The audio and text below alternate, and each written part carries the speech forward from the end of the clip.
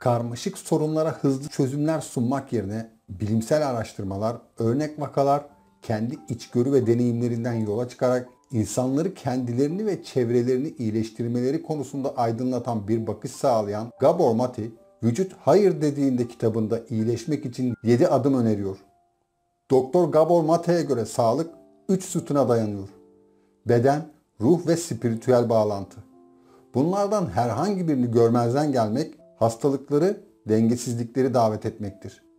İyileşmek, sağlığı geri kazanmak ya da devam ettirmek içinse kendimize dönüp bakmak, içsel durumlarımızı analiz etmek gerekir.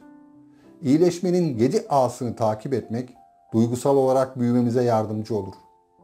İşte çok satan ve çok paylaşılan Vücut Hayır Dediğinde kitabından Gabor Mate'nin kendi tanımlarıyla anlattığı iyileşmenin 7 adımı. 1. Acceptance, yani kabullenme. Kabullenme basitçe bir şeylerin nasıl olduğunu anlama ve kabul etme isteğidir. Olumsuz bir düşüncenin geleceğe yaklaşımımızı tanımlamasına izin vermeden anlayışımızı bilgilendirmesine izin verme cesaretidir. Kabullenme bize rahatlık veren koşulların devamına boyun eğmemizi gerektirmez. İşlerin şu anda tam olarak nasıl olduğunu inkar etmeyi, reddetmeyi gerektirir. Ve yeterince değerli ya da tam olmaya yetecek kadar iyi olmadığımıza dair derin inançlarımıza meydan okur. Kabul, aynı zamanda kişinin kendisiyle şefkatli bir ilişki içerisinde olması anlamına gelir. Başa çıkmanız gereken onca şey varken, kendinize karşı ne kadar şefkatli olursanız, kendinize mümkün olan en iyi şansı o kadar verebilirsiniz. Kendimizle ilgili şefkatli merak duymamız, kendimiz hakkında keşfettiğimiz her şeyi sevmemiz anlamına gelmez. Yalnızca kendimize, acı çeken ve yardıma ihtiyacı olan herkese vermeyi dilediğimiz, yargılayıcı olmayan bir kabulle bakmak anlamına gelir. 2. Awareness, yani farkındalık. İyileşmek ya da sağlıklı kalmak isteyenlerin duygusal gerçekliği tanıma kabiliyetlerini geri kazanmaları gerekir. Farkındalık, duygusal gerçekliği algılama konusundaki kabiliyetimizi yeniden elde etmemiz anlamına gelir. Ayrıca hayatımızla ilgili gerçeklerle yüzleşecek kadar güçlü olmadığımıza dair felç edici inancımızı bırakmaya hazır olduğumuzu gösterir. Farkındalığı geliştirmek için pratik yapmamız, içsel durumlarımıza dikkat etmemiz, bu içsel algıların kendimizin veya başkalarının kelimelerinden daha çok şey söylediğine güvenmeyi öğrenmemiz gerekir. Ses tonumuz nasıl? Gözlerimiz açık mı, kısık mı? Gülüşümüz gergin mi, rahat mı? Nasıl hissediyorsunuz? Farkındalık aynı zamanda bedenlerimizde stres belirtilerinin neler olduğunu, zihinlerimiz ipuçlarını kaçırdığında bedenlerimizin bize nasıl telgraf çektiğini öğrenmek anlamına da gelir. 3. Anger, yani öfke. Öfkeyi bastırmak, fizyolojik stresi arttırdığı için hastalıklar açısından ciddi bir risk oluşturur. Öfkenin bastırılması hastalık riskini arttırırken öfkeyi ifade etmek iyileşmeyi destekler ve hayatta kalma süresini uzatır.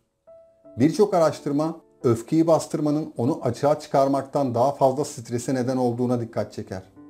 Öfkeyi bastırmak gibi onu düzenlenmemiş bir şekilde açığa çıkarmak da sağlığı tehdit eden anormal duyguların salınımını arttırır. Doğrusu sağlıklı öfkedir. Öfke düşmanca hareket etmeyi gerektirmez.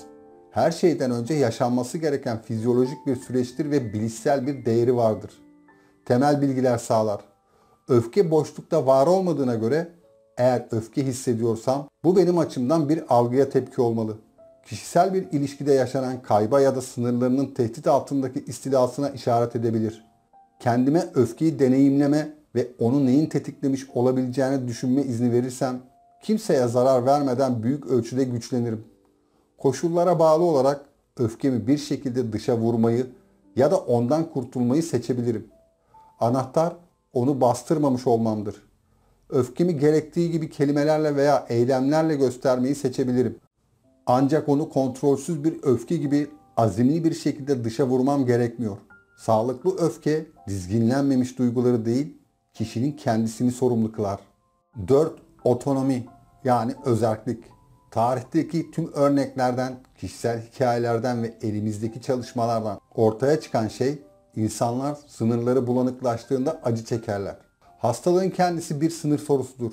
Kimin hasta olmaya daha yatkın olduğunu inceleyen araştırmalara baktığımızda en büyük risk altındaki kişiler otonom bir benlik algısı oluşturmadan önce en şiddetli sınır ihlallerini deneyimleyen kimselerdir. Hastalığa yol açan bağışıklık karmaşası benliği, benlik olmayandan ayırt etmedeki başarısızlığı yansıtır. Bu nedenle iyileşme, otonom bir benliğin sınırlarını oluşturmayı veya geri kazanmayı içerir. Kendinize hayatımda ve ilişkilerimde neyi arzuluyorum, neyi daha çok veya daha az istiyorum, neyi istemiyorum, sınırlarım neler diye sormak süreci başlatır. Bu öz tanımlamada neye değer verdiğimizi, ne istediğimizi içsel bir referans noktasında tanımlarız. Kontrol odağı kendi içimizdedir. O halde özerklik bu iç kontrol merkezinin gelişimidir. 5. Attachment yani bağlanma. Bağlanma dünya ile olan bağımızdır. Yaşamımızın ilk yıllarından itibaren bağlılıklarımızda açık olma, kendini besleme, sağlıklı kalma gibi yeteneklerimizi kazanır veya kaybederiz. Öfkeyi, ondan korkmayı ya da onu bastırmayı öğreniriz. Özerklik durumumuzu geliştiririz ya da körelmesine maruz kalırız. Bu nedenle bağlılıklar iyileşme için hayati önem taşır. Araştırmalar sosyal teması olmayan yalnız insanların hastalıklar açısından büyük risk altında olduğuna dikkat çeker. Gerçek anlamda duygusal desteğe sahip insanlarınsa hastalık ne olursa olsun daha fazla iyileşme şansı vardır. Bazen ilk başta acı verdiği için bağlanmaktan kaçıp acıyı, öfkeyi hissetmeyi daha kolay buluruz. Oysa ki bağlanmaktan kaçmaya, kırılmaktan korkmaya gerek yok. Artık çaresizce bağımlı çocuklar değiliz. Başkalarına ihtiyaç duyduğumuz için zayıf değiliz. Korkularımızın, hayal kırıklıklarımızın üstesinden gelebilecek bağlar kurmak için güçlüyüz. Sevilebilir olmadığımız inancına meydan okumak için kendimize izin verebiliriz. Bağlantılar aramak iyileşme için bir gerekliliktir. 6. Assertion ya da kendini ortaya koyma ya da iddia anlamına geliyor. Kabullenmenin ve farkındalığın ötesinde, öfke deneyiminin ve özerkliğin ortaya çıkışının ötesinde, bağlanma kapasitemizin ve bilinçli temas arayışımızın kutlanmasıyla birlikte assertion gelir. Bu kendimize ve dünyaya kim olduğumuzun beyanıdır. Biz olduğumuz kişiyiz. Kendini ortaya koyma herhangi bir eylemin sınırlı özerkliğinden daha derindir. Varlığımızın ifadesi tarihimizden, kişiliğimizden, yeteneklerimizden veya dünyanın bize ilişkin algılarından bağımsız olarak kendimize olumlu bir değer vermemizdir. Varlığımızı bir şekilde haklı çıkarmamız gerektiğine dair inancımıza meydan okur. Ne hareket etmeyi ne de tepki vermeyi gerektirir. Eylemden bağımsız bir olgudur. Hatta eylemin zıttı olabilir. Çünkü kendini beyan etme, yalnızca yapmak istemediğimiz bir şeyi yapmayı reddetmek değil, aynı zamanda eyleme geçme ihtiyacının kendisini de salıvermektir. 7. Affirmation yani olumlama. Bir şeyi olumladığımızda pozitif bir beyanda bulunuruz. Burada eğer onları onurlandırabilirsek, iyileşmemize ve bir bütün olarak kalmamıza yardım eden 2 temel olumlama vardır.